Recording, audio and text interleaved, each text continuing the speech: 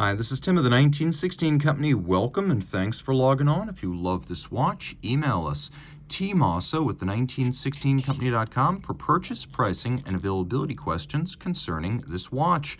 Diamond between the lugs. It must be a Patek Philippe made of platinum, and indeed it is one of my favorite models from the company. The Perpetual calendar, launched in 2011 and made in this 001 iteration. Until 2014, we're looking at the 5496P. This is the 001, the first in this series, and again, made from 11 to 14. So nicely sized in platinum at 39.5 millimeters. It's fairly slender at 11.4 millimeters thick. From lug tip to lug tip, it's 48 millimeters with a 21 millimeter spacing between the lugs. It's got a nice weight to it. One thing I love about this model, my favorite is the honey gold dial, or I should say the honey brown as they call it, but I love the way it fits. I love the Perpetual calendar. I love the center second Perpetual calendar with a retrograde date and the compact package overall. Now the strap is very stiff. It's not broken in, so it's actually compressing my wrist. Rest assured, you can wear this watch on a wrist as small as 14 centimeters in circumference. My wrist is 16, and down the barrel kind of gives you the truest view. It is very flat. It will fit underneath the cuff. There's no issue in that regard. Here's over the top. Just keep in mind this always exaggerates the width of the watch. The strap, high grade. You can see gloss, large-scale alligator leather. It's got a monotone stitch. It's got a sheer cut and lacquered edge. This is a brand new Patek Philippe factory strap, calfskin on the bottom, pull tab spring bars, so you can quickly remove them without a tool. No crimping, no gouging. You see we have the little Calatrava Cross, the logo of the manufacturer. You'll find it here and here and here and here. We've got a full platinum clasp to match the watch. You can see right here, it is made of platinum. Some brands give you white gold clasps on platinum watches, not Patek. They're doing things right. There's a little radial spring that allows this to snap shut and stay shut with a little bit more resolve than a typical friction secured clasp, so you do have quite a bit of security there. There is the Calatrava Cross again, the symbol of the company. The case is fairly simple.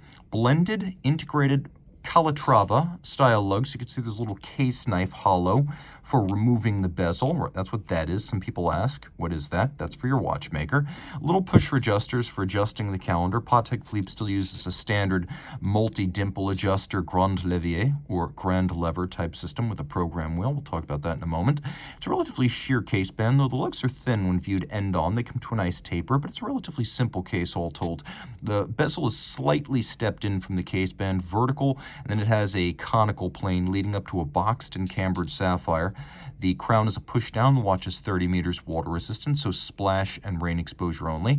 Now, one thing people often miss when looking at photos of this online is that they think it's a sort of opaline, non-directional satin finish, whereas it is quite obviously, when you get close enough and you get the right light, it is a vertical curtain brushed a little bit like stainless steel. So think Tesla Cybertruck, think DeLorean, or if you're not rolling with that kind of hardware, maybe the cafeteria back during high school.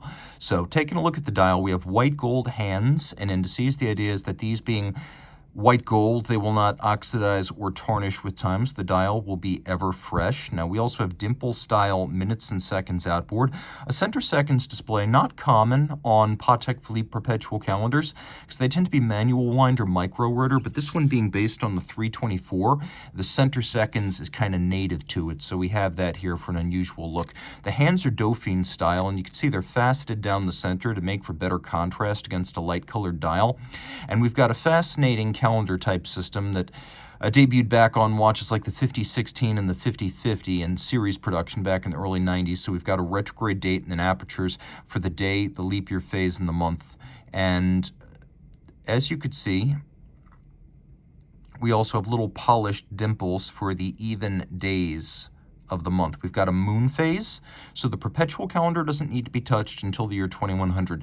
The moon phase is accurate such that you only need to touch it once every 122 years from whenever you last set it. Now, if you look carefully, Patek has faceted the cuts into the dial for all of the displays, so it's not a clumsy sheer cut straight through like you'd see on a cheaper watch. It's a nice progressive slope down to the calendar disc.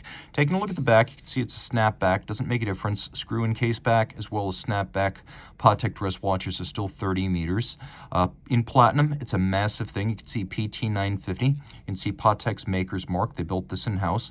It's a 324 movement, so unidirectional winding, ceramic rotor bearings. Those two features making for more efficient winding when used in tandem. 4 hertz beat rate, 6 position adjusted, one more than a standard chronometer. It's got Patek Philippe's free-sprung Gyromax style balance that they've been using since the early 50s. More robust and allows for a more precise adjustment than a mobile stud index. Now we also have a Spiromax anti-magnetic silicone hairspring that has the side benefit of also being fairly inured against alterations of timing due to temperature change.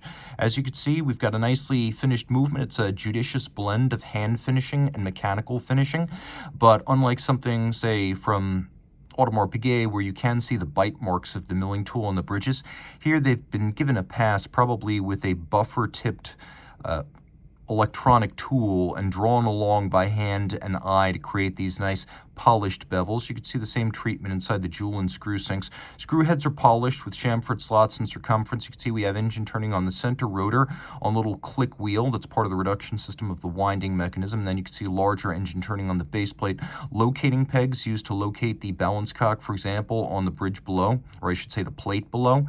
These 3 little pegs have been polished on their top. You can see them off to the side for some of the other bridges, and all of those locating pegs have been polished on their top, which is a nice touch. Wheels have been satinated. We have linear Côte de Genève on the bridges and circular Côte de Genève on the rotor with a grooved snailing on the outside, and all this with a 45-hour power reserve and a 4 hertz beat rate, plus all the capability of the perpetual calendar, and it all pivots on 30 joules. If you love this watch, reach out to Team Mosso at the 1916company.com for purchase and pricing details.